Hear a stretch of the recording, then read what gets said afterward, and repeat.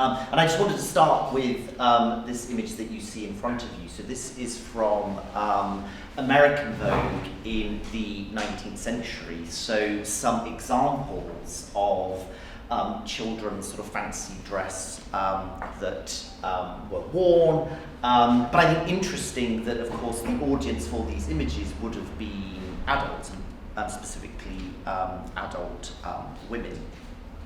And I think the 19th century, for me, is a really good place to start this discussion, because it was really during that period that fancy dress, particularly for children, but for adults as well, became a sort of widespread and, I suppose, more legitimate form of social entertainment. Prior to that, with associations of the masquerade, a little bit more sort of raucous and possibly not so family or indeed children friendly. But what I also want to think about very much in my remarks is this idea, as I sort of implied by the title, of the agency of children and the extent to which maybe they are sort of avatars, to which they are perhaps expressions of what the significant adults in their life want them to be. So starting premise then, I suppose, for this talk, but also more broadly the work that I've been doing on sort of fancy dress, where it relates to children, is this sort of, I suppose, belief since the Enlightenment that children were born innocent. And that, I think, does make them really quite potent signifiers, and particularly conduits, I suppose, for adult communication. And this could be amplified in the context of fancy dress, whether that is in a sort of tableau, or whether that's a sort of big society event, or even something a little bit more sort of parochial and a sort of civic-centred town fete, or something like that. On the one hand, and as we're talking about in some of, well, I suppose all of the discussions today, that does mean that children can be, in some ways, ignorant of the messages that are being communicated through what they are wearing.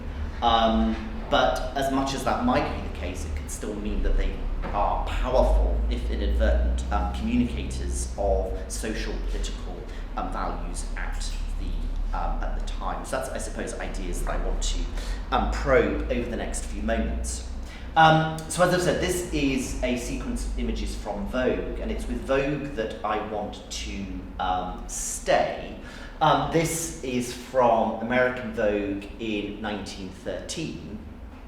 And I'll read it out so you don't strain your eyes, but this is a series, as you see, of 6 photographs of children who were apparently attendant, although to what degree I'm not sure, at Lady Clementine Waring's fancy dress ball, which was in 1913. And I think for me, when I first saw this in the National Art Library at the V&A, it was interesting that Vogue had chosen to immortalise on a page of their magazine children in fancy dress, but also that children were at this ball at all. We heard earlier this morning that a lot of these elite fancy dress entertainments would be starting quite late of an evening, usually about sort of 10:30 or so. I'm not very good at identifying children's ages. Certainly some of these, this girl here, possibly slightly older, but some of the sort of younger children, I'd have thought sort of 10:30 would be well past their bedtime. But let me introduce you to them before I say anything more about them. And in introducing you to them, I'm just going to essentially go by the captions that were printed. So these are not my identifications.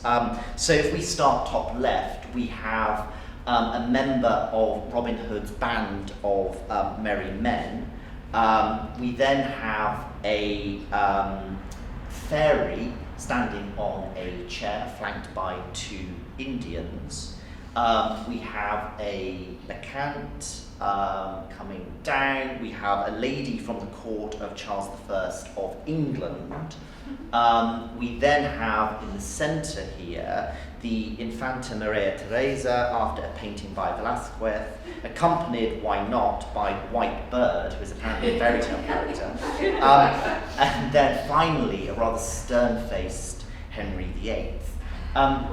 And I thought what was particularly interesting for me was a comment again that was made this morning about the potential legitimacy that photography could confer on its subjects, and I suppose the idea of the sort of the documentary sort of aspect, but particularly also that we're dealing, I think, here with obviously European subjects in terms of a lot of the paintings, or perhaps exotic subjects. So what's that sort of saying about the cultural connections or understanding of the hosts or of the guests? Again, what's also interesting to me in terms of staging, which we talked about, you've got the same chair in at least 3 of the images. So again, what's going through my head is, as these photographs are being taken, are the rest of the children in the room? Were they just sort of wheeled out to be photographed and then sent packing to bed? And again, it's not unusual if we think about the Devonshire Ball of 1897, children were present there. So the whole role of what children do during one of these elite fancy dress events is an unknown, really. They're not often described, they're not often mentioned in accounts. But I should say, as much as this is in one sense a exceptional example, because we're dealing with an elite fancy dress entertainment, the idea of children in fancy dress in this role is indeed quite common, whatever sort of, I suppose, class, at least from a European or Western context, we are talking about. And I suppose I just want to develop that point a little bit more by thinking about that stern-faced Henry VIII, because if we look at the photograph and what it's clearly based on, this is the Whitehall mural of Henry VIII. So this was a mural that existed in the 16th century in Whitehall Palace, which was meant to be a full-size version of life-size portrait of Henry VIII before you sort of entered the sort of palatial apartments and saw the king. And I just think it's striking how the boy here, from the sort of position of his hands, the dagger, even the placement of the leg, is a sort of almost mirror image of the portrait here. And so to me, very much being staged by a adult, again, I'm useless with children's ages, but maybe 5, 6, something like that, I don't know. But I wouldn't have thought his knowledge of Hans Holbein is going to be particularly specific, particularly at this sort of time of an evening. So again, as I said, it would be a mistake, I think, to say that this is so exceptional because it is an elite event. I think children acting as sort of these conduits of communication, whatever messages we might think are being communicated here, is more widespread.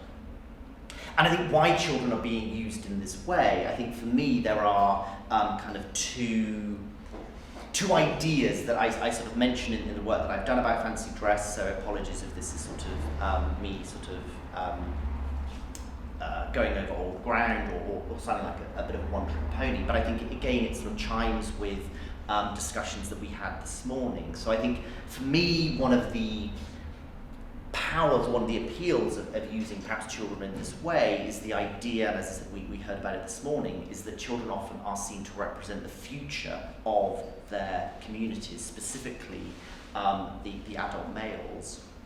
And we can trace this back into, particularly in Western Europe, into the medieval period, and I'm thinking specifically of a paper that many of you will know by Natalie Zemon-Davis, where she's written about the Charivari, specifically in early modern France. This is a sort of an earlier 14th century illustration, but the Charivari being an example of a festival entertainment that promotes social cohesion and stability. So a carnivalesque form of entertainment presided over by adolescent males, and where in a sense the stars of the show would be members of a community who had transgressed social mores, usually a male and a female who had committed adultery or something like that. And in this sort of carnivalesque permutation, the guilty party would ride backwards on a donkey, maybe with some sort of comical, humiliating headdress, maybe with clothing as well, and then members of the community would make a lot of noise to draw attention to this parade as it's passing through. So you sort of get that here, people wearing animalesque face masks and sort of furred trousers that sort of represent a sort of bestial nature. But again, it was adult males within the community, young adult males that would have a leading role.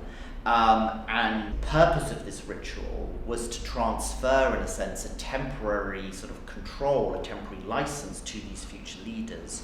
And I quote, by socializing these young men to the conscience of that community, by making them the raucous voice of that conscience. And we have, I think, similar activities documented in Japan, similarly kind of sort of obscene and comic rites, but also I think in parts of Africa, specifically I'm thinking Ghana, but also South Africa in the 1960s, 1970s. If we're thinking about the All Parties Congress, they would often involve and particularly target young adolescent males to kind of lead in these sort of comic, sort of festive rites. So I think for me that's one kind of idea, children, particularly adult males, representing the future of their communities. The second, and I alluded to this at the outset, is this idea, enunciated most clearly during the Enlightenment, that children were born innocent. And I think these are ideas that are conveyed really from the 17th century but through to the 19th, based on the ideas of John Locke and Jean-Jacques Rousseau. So this idea then that children are born innocent, they are therefore dependent on their sort of significant adults to kind of steer them and guide them. And so this idea of children being a sort of a tabula rasa, sort of a blank slate, who possess limited agency, but coupled, I suppose, with the ideas of them being the future of their community, those two ideas fusing together, I think does make them suitably compelling conduits for, as I said, adult communication. And fancy dress, which often occurred historically at kind of liminal moments in a society, where social roles were being tested or inverted. So we could think about sort of mummers' plays or the Feast of Fools, where again you have that sense of comic inversion, where boys dressed as bishops, and there was that sort of topsy-turvy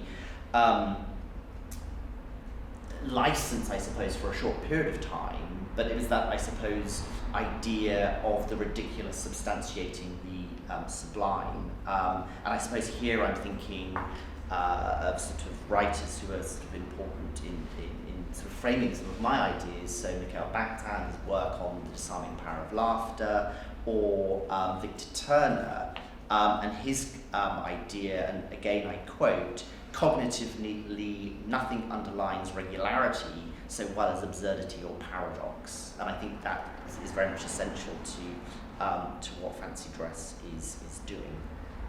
So I want to sort of dwell on that, and if that's all by way of sort of context and sort of big scale picture, by thinking about a specific example. And it is an example I do mention in my book, but I thought in the context of the discussions that we've been having today, might be quite sort of useful and relevant, at least I hope so. You can be the judge of that.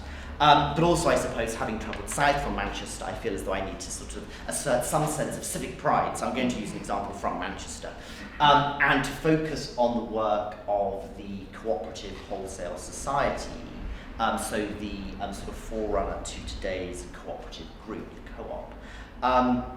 So I suppose just a brief bit of background about CWS, the Cooperative Wholesale Society. Oh no, sorry. I was going to mention this first. That idea of children in fancy dress being potent communicators, and that idea, I suppose, of a liminal moment being a time where we can, through laughter, have a physical but also psychological space to critique, to reflect. And although I'm focusing very much on children, indeed we have today, I thought it was interesting during the pandemic of examples of adults dressing up specifically for a child audience. So if we're thinking of adults taking out the bins or adults delivering the mail, When news reports ran, I mean, I suppose I'm thinking of the UK, but they did run around the world. You know, these examples of adults dressing up to take out the bins was very much about Australia, New Zealand, as much as it was the UK. The sort of rationale, the explanation was that this would sort of cheer up children who were sort of, you know, home-ridden and sort of peering out of their windows looking for some sense of joy and vibrancy. And then in the UK, a specific example of Joe Wicks, who was hosted this sort of TV sort of PE Get Fit sort of segment on television. So when children obviously weren't at school, they couldn't go and do their physical exercise, you tune into Joe Wicks. And he had a fancy dress Friday, so shame on us today for not being in fancy dress, but where he was sort of referred to in the UK press as being the nation's PE teacher. So I just thought, again, quite interesting that the liminality of certain moments in the society and how fancy dress is often used to convey quite complex ideas. But I quite like this as adults thinking about children as an audience. Okay, so now we are going to travel to Manchester and think about the Cooperative Wholesale Society. So yeah, just by way of recap, here we have some sort of advertisements. You can see the CWS initials, advertisements of their various products. So the Cooperative Wholesale Society then was a new business model when it was founded in the late 19th century, in 1863. All about sort of democratic management, all about sort of dividends and economic incentives to its members, and also, of course, providing economic incentives and value for consumers. So regarded, I suppose, as being more socially minded in terms of a more socially minded example of the retailing revolution that we heard a little bit about this morning. By the outbreak of the First World War, the Cooperative Wholesale Society was truly international. It had outposts in Sweden and also in Sydney.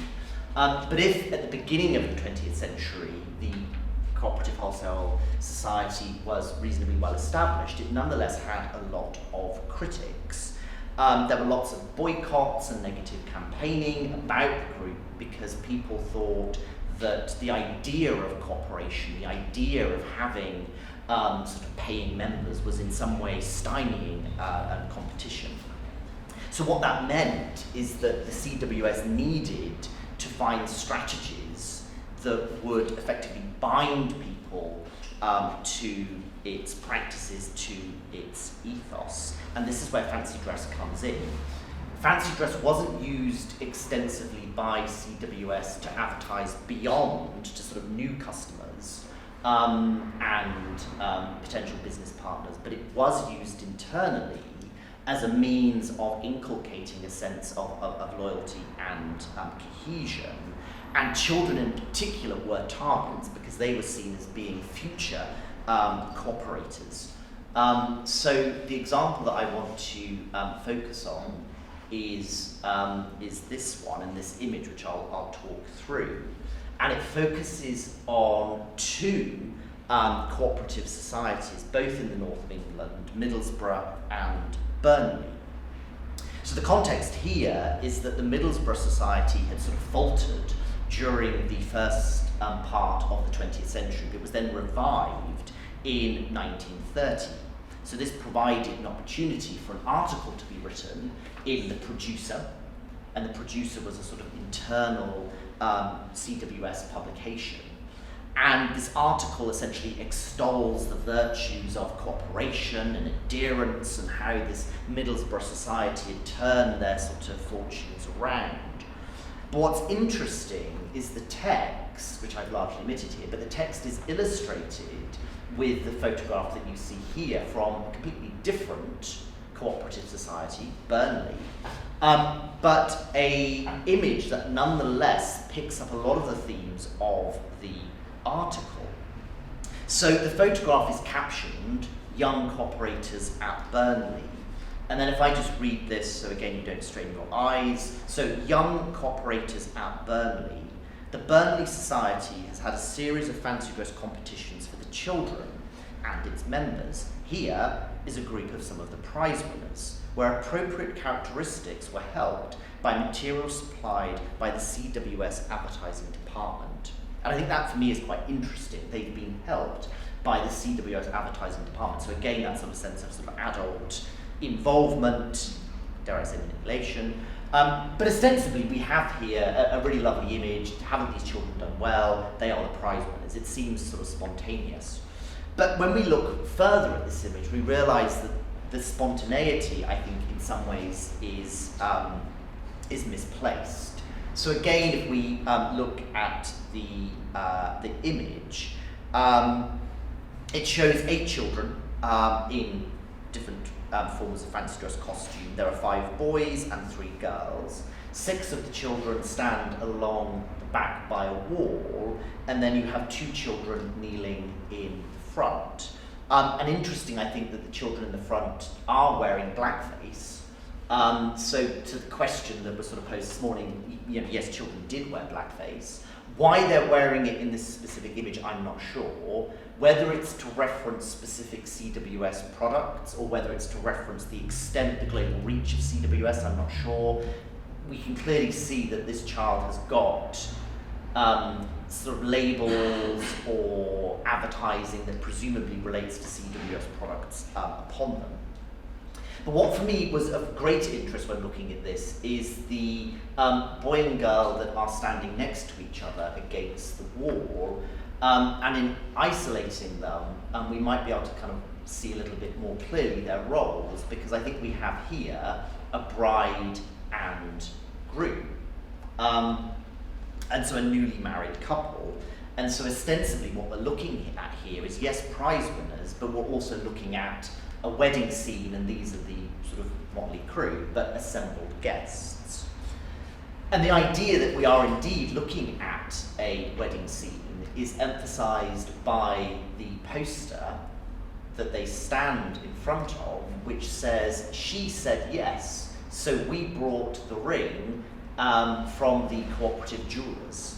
So what extemporaneously seems like a sort of spontaneous assemblage of prize winners, I think is anything but. I think it suggests more that the nature of the CWS organisation, which yes provides myriad products and services and has this global reach, is also very much a stabilising influence in people's lives. It's promoting, I suppose, a sense of sort of social cohesion that is very much bound up with ideas of marriage, of sort of heterosexual marriage.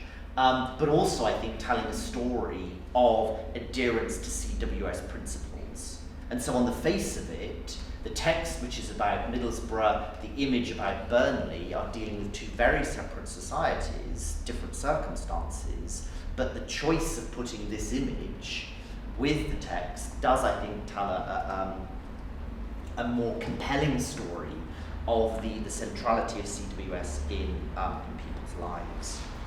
And again, coming back to where I was talking about the importance of children in communicating some of these narratives.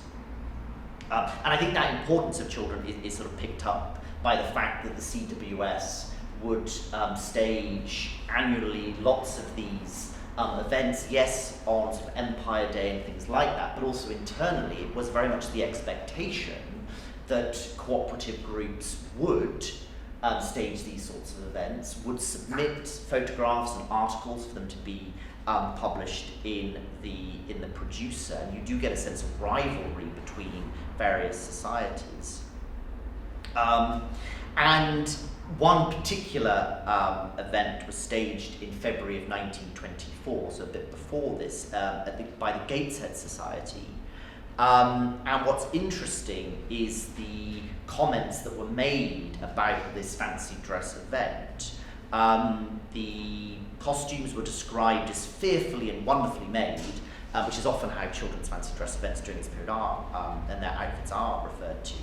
But the article goes on, propaganda work that interests children is likely to be effective, At any rate, the earlier the impressions in regard to the possibilities of cooperation, the better. So there is a sense here that the society, in some ways, I say quite in a manipulative way, is using fancy dress as a means by which children are being sort of inculcated into cooperative ideas. The extent to which children understood this was going on, I think, is something that could be debated, as we kind of heard really throughout the day. There is that sort of problem of perhaps hearing children's voices. And I just want to kind of end by thinking about that in a little bit more detail, the way that children could be perhaps oblivious to what they are communicating. As I said, we can look at events like this and think that they are quite fun, and maybe we could imagine that children have been perhaps involved in selecting the product design or the product packaging. Maybe it was a product they particularly liked or something like that, and you can perhaps imagine this being a sort of a family creation or something like that, bringing people together. But if we were to look at something like this and focus on the No More Strikes costume, the agency, the understanding of the child here, I think, is more complex. And I have to say, when I first saw this, when I was doing my research, I was completely stumped. I had no idea what this meant. Here we've got a boy, again, I don't know, I'm going to say maybe sort of 12, something like that. He's wearing essentially a billboard, No More Strikes, and it's covered with matchsticks that have been partially burned. So someone's taken a lot of effort to do this. But I had no idea what it meant. But it's actually, I think, a reference to the Match Girls strike that occurred in London in 1888 at the London factory of Bryant and May. And as people may know, Bryant and May still make matches today. But this strike, the Bryant and May strike of 1888, was very much a turning point in this country in terms of sort of trade union sort of power and work relations. The workers, led by Annie Besant, were essentially walking out of the factories because of their sort of poor pay, poor living and working situation, and they were on strike for a period of 2 weeks. And that idea then of workers sort of collaborating, cooperating together makes perfect sense in the context of the CWS. But this was an event in 1888. Here it is being depicted in 1953. It was an important, or at least popular, fancy dress theme. So we saw Weldon's a moment ago. So in the 1920s, No More Strikes was a fancy dress costume that people may have been familiar with. But as I said, this is in the 1920s, possibly 1930s. It's doubtful, to me at least, whether a 12-year-old boy or thereabouts in 1953 would know of this story. Or even if he were told it, I think it's again by an adult, maybe who's trying to steer a particular agenda. So although we have sort of what we might describe as some of the usual fancy dress favourites, I think some of the messages that are coming through here do speak to the limited agency that children have, but nonetheless their potency as communicators. So for me then, I suppose, wrapping up, this comes back to, as I said, two of those sort of premises that I started with. One, this idea of children being sort of born innocent, very much dependent on significant adults in their lives, that therefore makes them perhaps in a more sort of sinister sort of sense manipulable. But on the other hand, the second point, that idea of them being the future of their communities, those two ideas together and combined does make them potent conduits for adult communication. So this paradox of them being, on the one hand, powerless, in costume they nonetheless could be mightily powerful, whether that is in a kind of civic context, a social elite context that we looked at to start with Vogue, or in these events used by CWS to promote their sort of values and agenda to whom they saw as the future of their society. So as the bell strikes, I will stop. Good timing.